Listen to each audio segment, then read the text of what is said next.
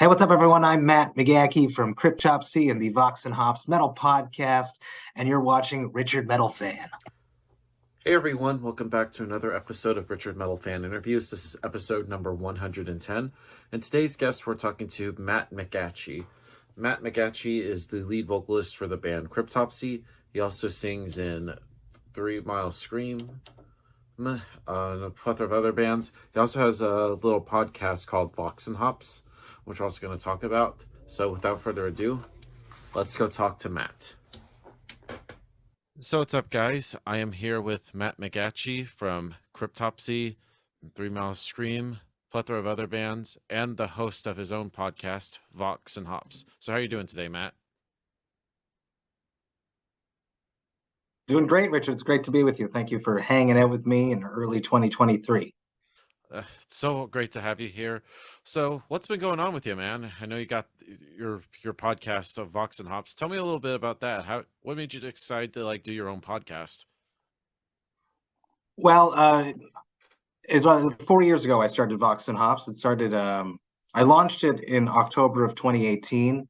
The year prior to that, I was on a 1-year sabbatical from my day job where I work as an early childhood educator to stay home with my then 18-month-year-old daughter. So we stayed home. We don't watch much screen time with the kids, a little bit more thanks to the pandemic. But before then, we were like advocates of no screen time. So I went through the whole winter and everything, and we didn't watch TV.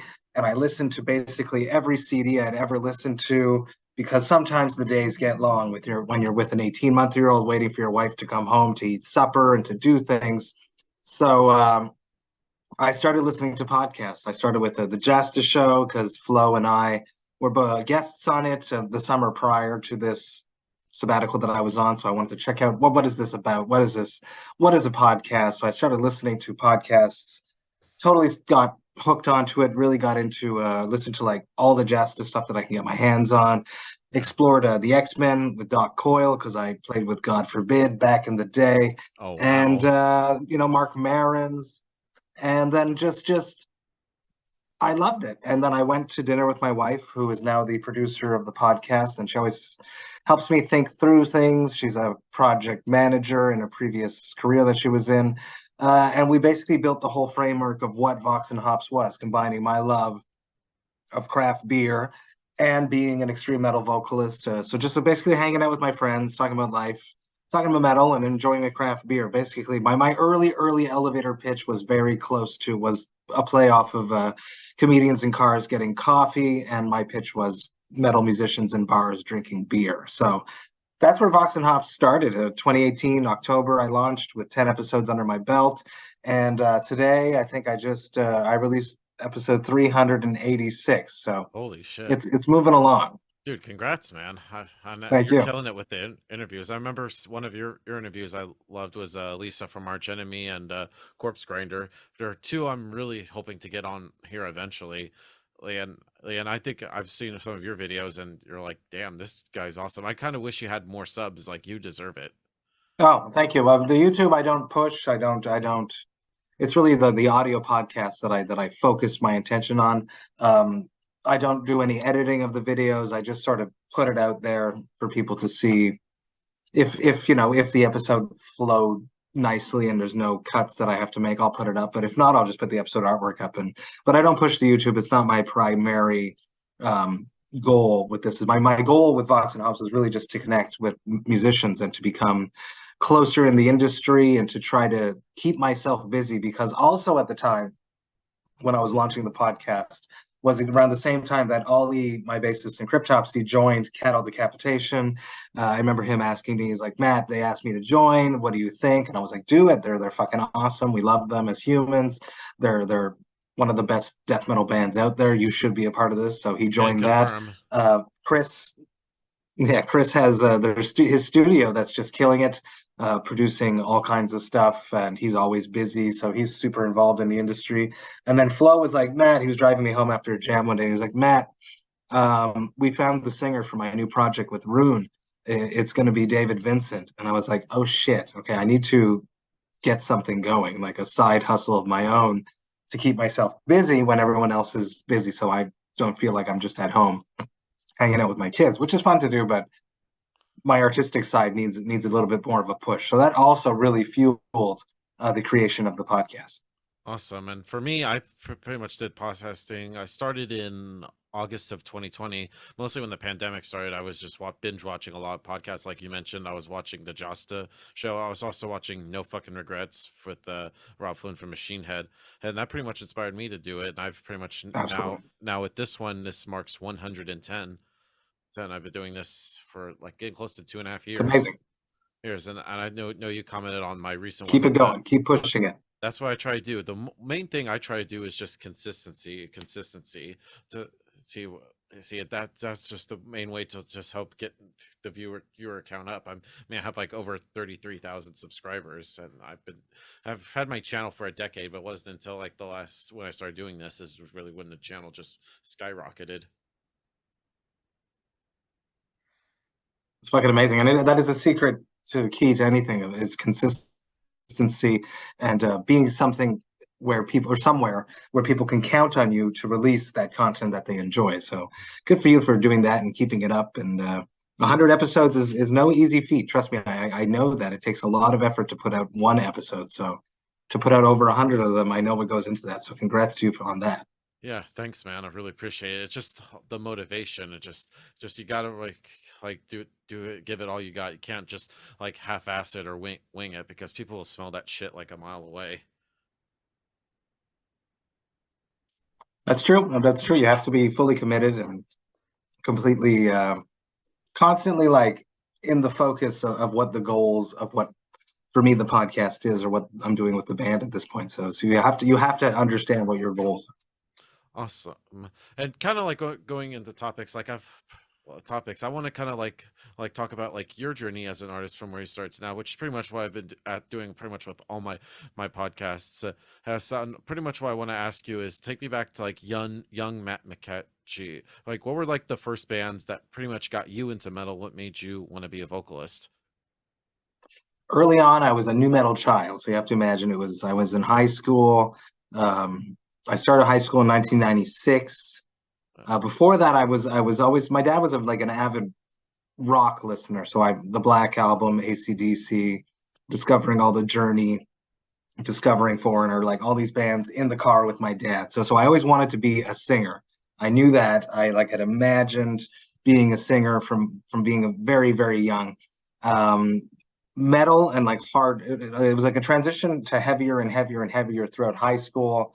So like 1996, obviously, nu metal was huge. I got into Korn when I was in grade 10, so probably around 1998, 1999, which was very on trend because they were so fucking huge at that point.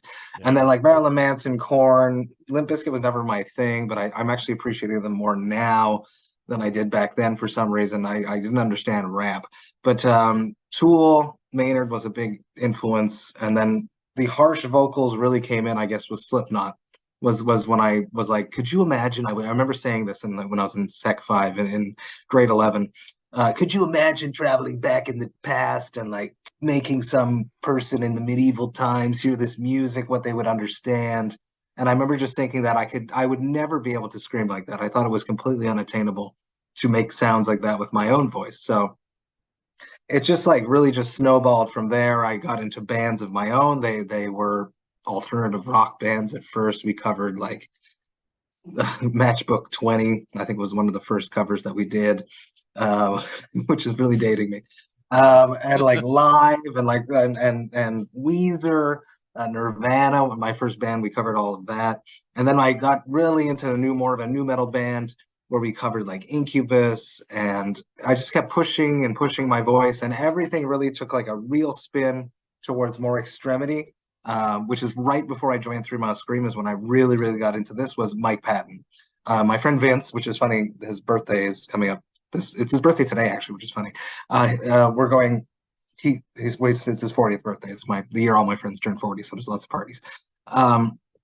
He was the one that showed me all through high school, Slipknot, Korn. He was like that person that would showcase bands in our high school group. So he showed me Mike Patton. And then when you get into Mike Patton, it's really cool because it's not just one band with 3 CDs. It's like 15 bands with 4 CDs each. So you have like this plethora of material that you can discover. And it was at like the dawn of the age of like downloading music. So you could really just like eat like so much stuff, like, but all at once and have it like all in one place. So I would go from like Faith No More to Mr. Bungle to Phantomus, but all at once. And it's like this really cool guy that can do whatever he wants with his voice is something that really like fell He's into. the And then I man. joined 3 Mile Scream and I was like, let me try to do. He's so good. He's my white whale for the podcast. Just push my voice as deep, like as most extreme sounds that I can make. I was really like that Dillinger with Patton was really one that I was like, holy shit, I want to do stuff like that. So that happened, and then I bought Kill from Cannibal Corpse after being in 3 Mile Scream for a little while, and then that was when the death metal vocals sort of became more prevalent. Yeah. Awesome. It's cool hearing like your journey, because for me, getting into music was, of course, my dad getting the classics like Metallica, Megadeth, Iron Maiden, and stuff. But it was also new metal that I discovered that for like Korn, I like those first few albums are just amazing. Saying like Slipknot was like my extreme band, but I was also like into like Linkin Park, System of a Down, bands like that would later get me into like, if it wasn't for that, I wouldn't have gotten into like death metal or even black metal as I got older. And I hate, like, a lot of people always shit on new metal, like the freaking neckbeard dads, or like, Oh so I'm like, okay, so you're no, no, telling no, me, new metal's back. It's coming yeah, back.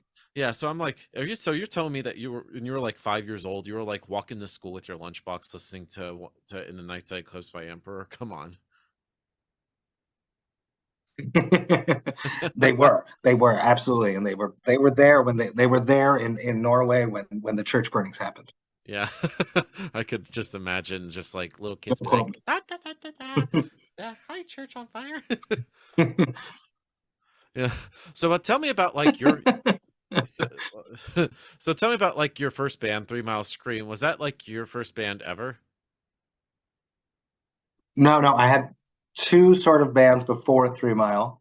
There was the one where we just jammed, we did covers, and we did, I think we had one or two originals, which was my first band ever. Um, I think it was called Postmodern Youth, which at first I didn't like, but it's actually not a bad band name. Yeah. Then I had a really bad band name, which was called Nixtasm.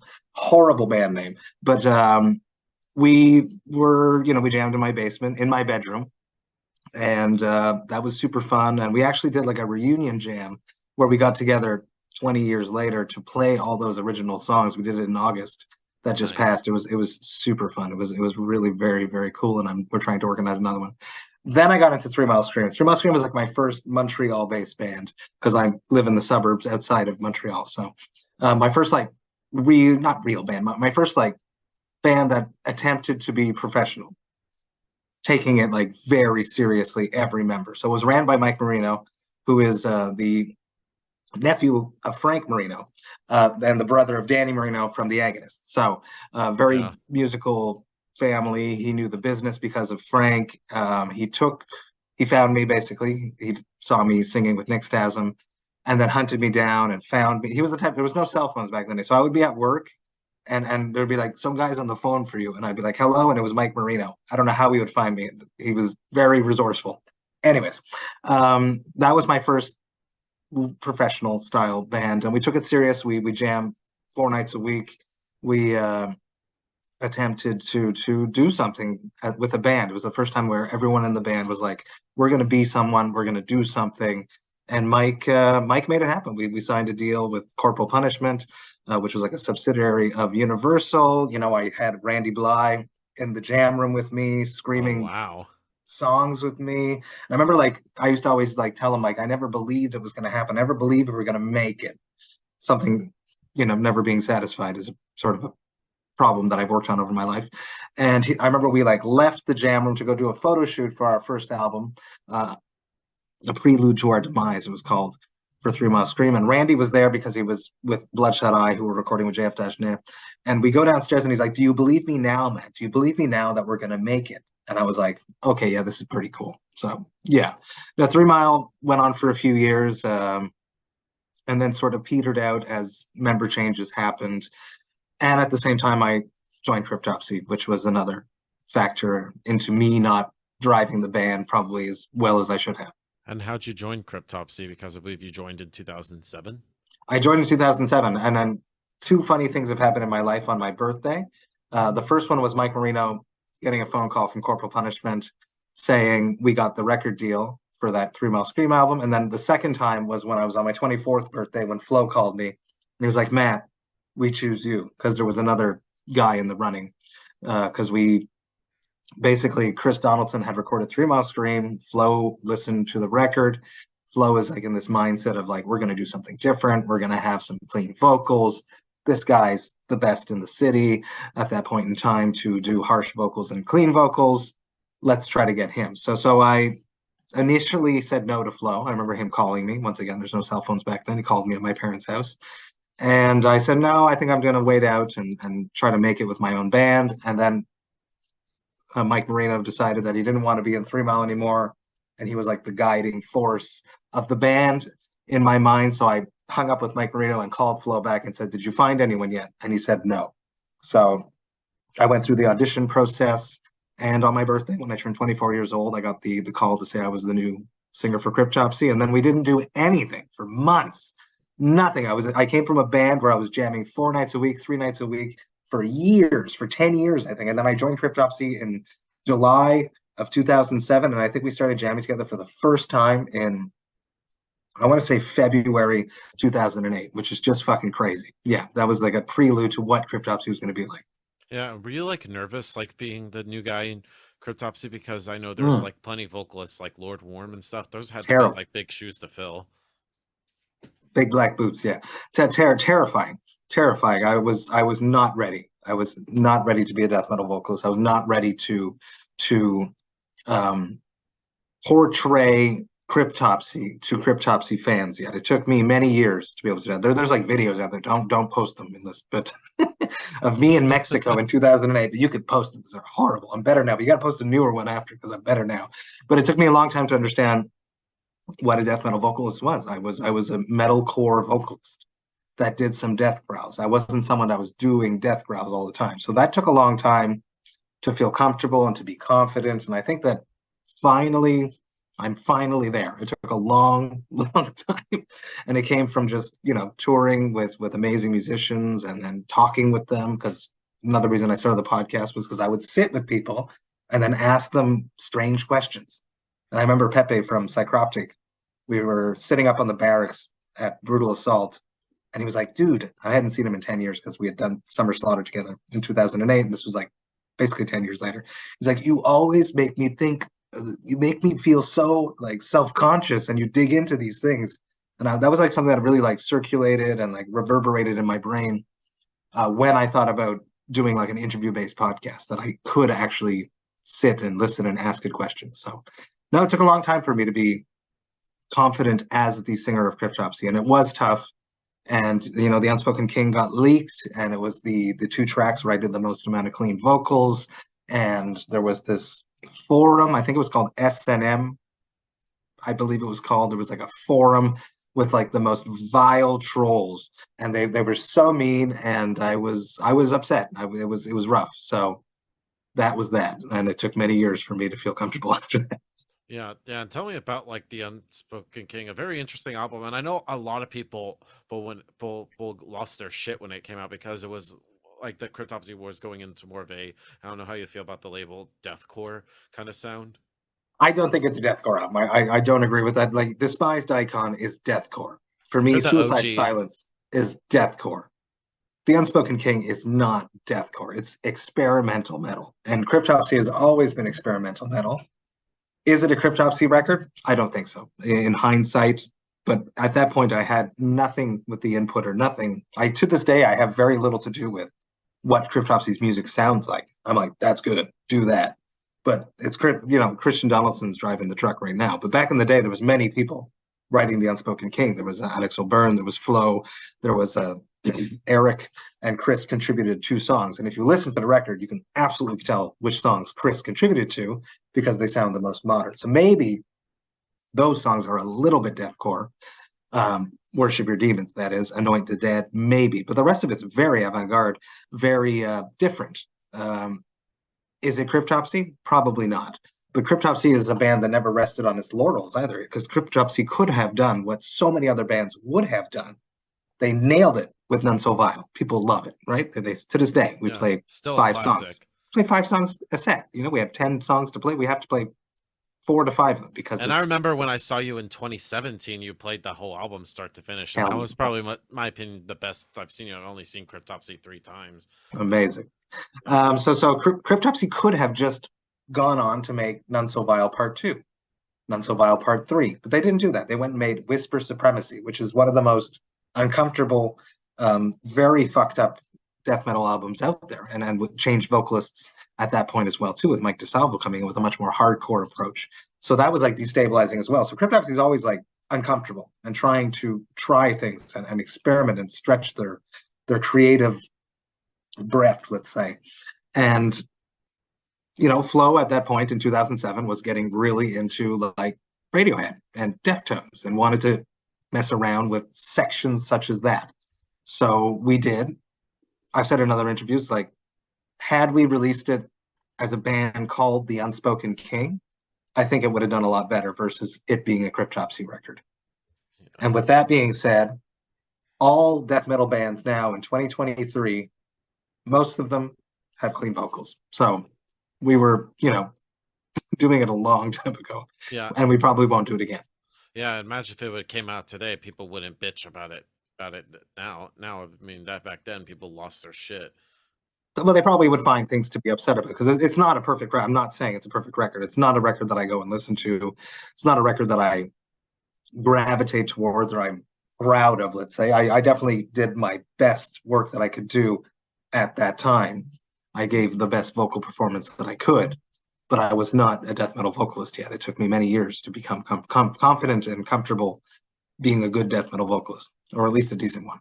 Yeah, hard to believe that album's now 15 years old, which is crazy. I remember I was like, I know it's fucked up. I pretty much finished up 8th grade. It was before I started high school when that album came out. Yeah, it's really fucked up. It's that long ago. I still remember the recording process. I remember everything. It's crazy how much time has passed since then. Yeah, but then going into your next album with the band, which is the Selftitled, which is I'm always curious because usually when a band releases a self-titled album, it's usually like their first, but when it's like later in their career, I always feel like it was like a new change in the band, like a new start. What was the reason for the album being self-titled? Well, it's exactly the reason. You nailed on the head there. While they were writing Once Was Not, John Levasseur left the band. So John Levasseur was a driving force of Cryptopsy. He was so important to the songwriting. Him and Flo were basically like challenging each other. Let's be more extreme. Let's be fast. You can do that. I can do this. It was nonstop. They pushed each other. So after the Unspoken King, Alex O'Byrne left, we had a slew of like people coming in and out. Yuri Raymond, sorry, from Unhuman was playing guitar for us for a while. And then we were like in this like, oh my God, what are we gonna do? Flo called John and was like, do you want to come back? And John said, no, I'm not ready. I haven't played guitar in 7 years. And he's a guy, he has like one guitar, and he left the band and put it in his case and put it in the closet and then didn't touch a guitar for 7 years. So 5 months later, he calls Flo back and he goes, I'm ready now. And he played guitar and he wrote. He's like the type of savant musician that writes in his head and then he has to transcribe it onto the guitar. So he had the album in his mind and then he came back basically with the self-titled album. So that album was all about John Levasseur coming back, and his mission basically was to put Cryptopsy back on the map where it's supposed to be, an extreme death metal band. So technical, but still, memorable and groovy without being too much masturbation, musical masturbation. So that's what that happened. It was amazing. He's a phenomenal musician. So much fun to play with and to watch create and to watch him and Flo push each other. Amazing. Yeah, and last year was the 10-year anniversary of that album, and I definitely think that was a great like transition coming from the Unspoken King to self-titled. I think is a great transition back into what Cryptopsy is. No, we needed it. The band needed that little rejuvenation, and that's also the point of our career where we became independent, and we released it on Bandcamp, which some bands were doing at that time, but not. We were like number one for a long time. It did really well. It was like really cool to do something independently, and to have all our fans really support us and to back us once again. It was cool. It was really cool. We did and being independent at that time was a bit difficult. We didn't do as many tours for it as we probably could have. We went to Europe, and we didn't do the States until like 2015, I want to say. Yeah. So Yeah. Yeah, then tell me about, like, because I know in 2015 you did like a little EP called The Book of Suffering Tomb 1. Oh, and then you that's also right. That's just right. did a part 2 of that, but I also wanted to focus on part 1. What was the idea of that making an EP? So it takes Cryptopsy a very, very long time to release albums. It's something that I noticed because it was so long between the Unspoken King and then the Selftitled, and then 4 years. John was gone. A lot of pressure fell on Christian Donaldson to write all the material. I was like, well, let's just do an EP, a series of EPs where we can release stuff and keep ourselves on tour, and to release stuff more frequently. That was the goal. That was really my goal with doing the Book of Suffering. And the Book of Suffering is a Lord Worm title that he had and he wanted to do, and I thought it was a good like homage to him to use it for this series of EPs. So Tome One came out well. I think it actually came out while we were on that US tour I was talking about before. No, essentially we were promoting it. Never mind, scratch that. And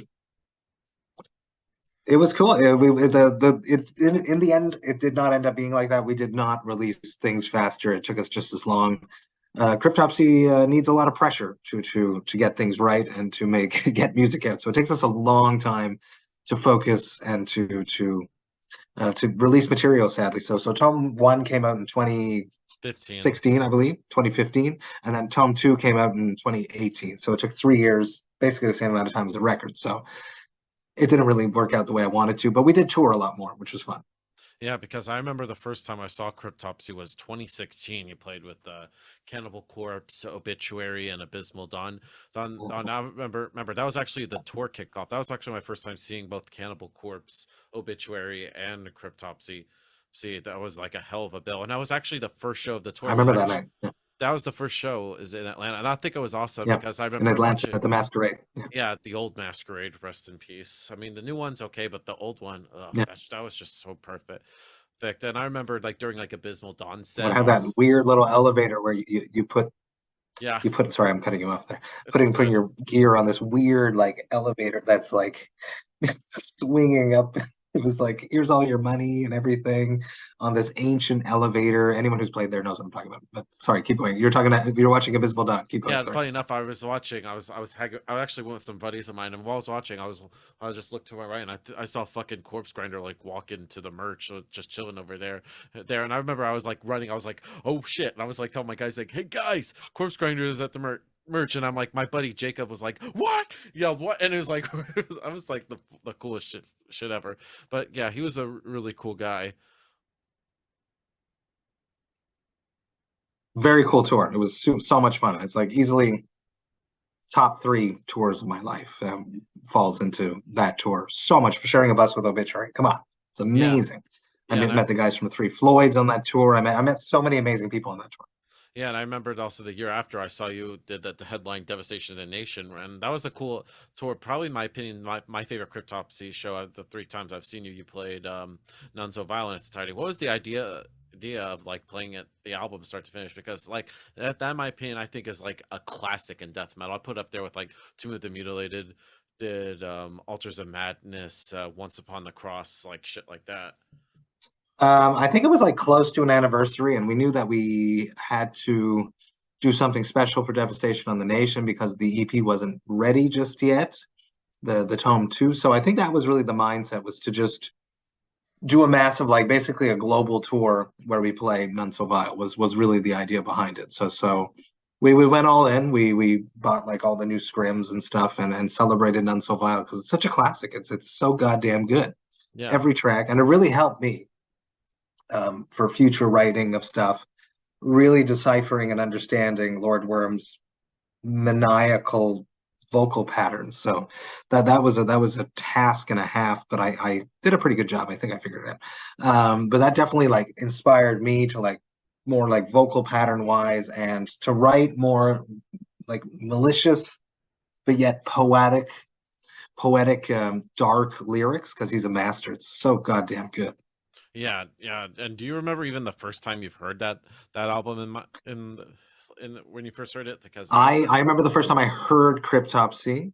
I was on the train because I lived in Two Mountains when I was young, which is outside of a suburb of Montreal, and there's a train. So I was on the train with Luke Orr, who is a massive metalhead from my high school, and he's like, "You gotta listen to this shit. It's the best shit ever." And he put it on me, and it was Phobophile, but it wasn't None So Vile.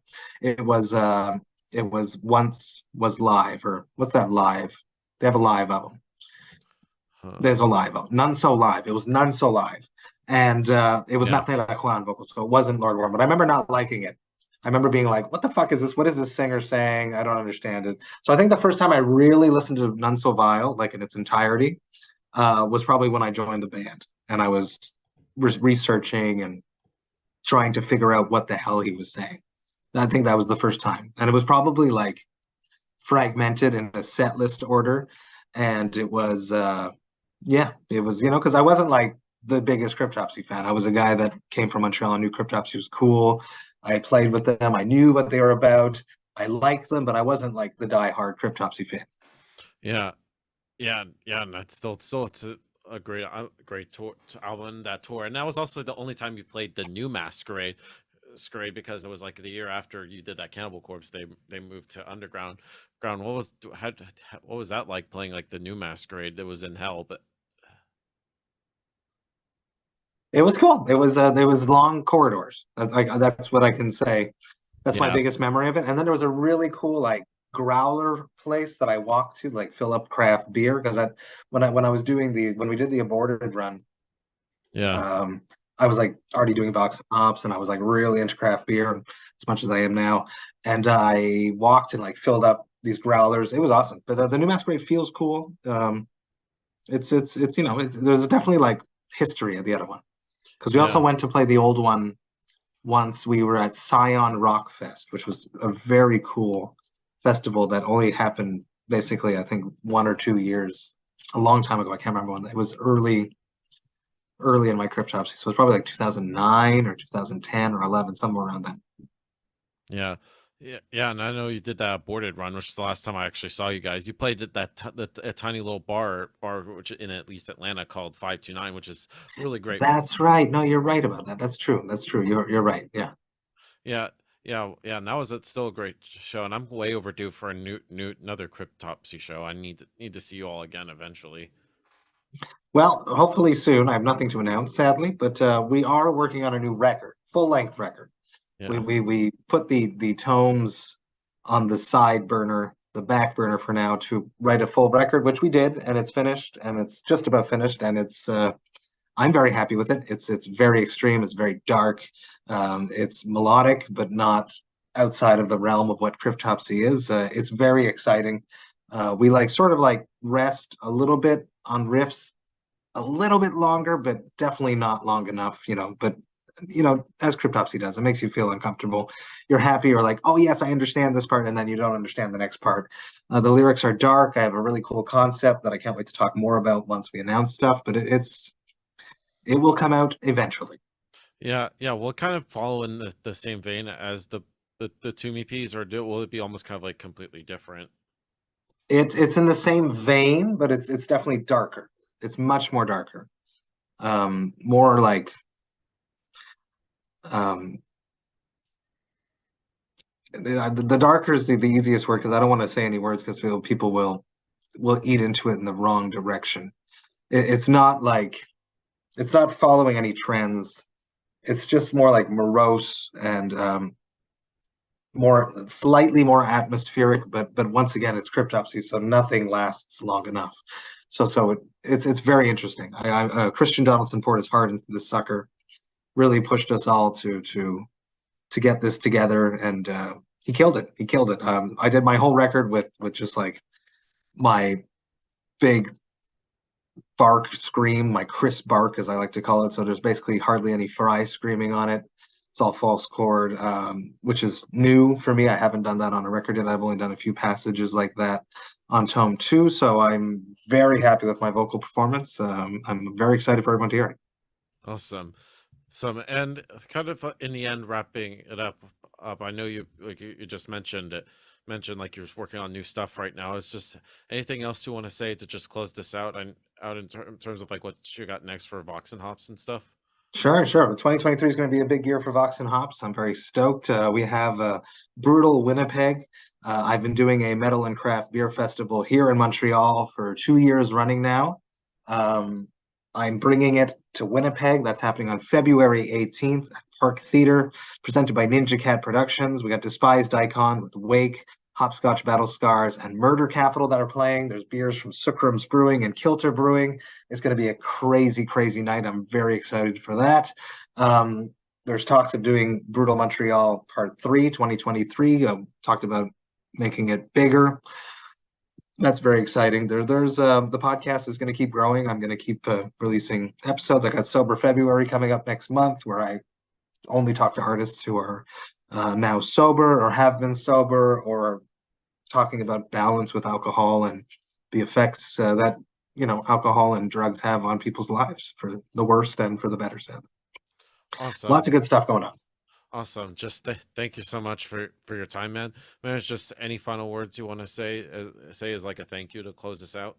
Well, thank you all for listening. Thank you all for watching until this point. Thank you to Richard for being cool and to include me in your next 100 guests. I think that's awesome. And if you haven't subscribed, give me a sub. Why not?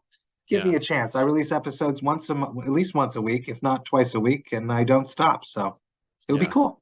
Yeah. So everybody, Matt McGachy from Cryptopsy and the Vox and Hops podcast. See you next time.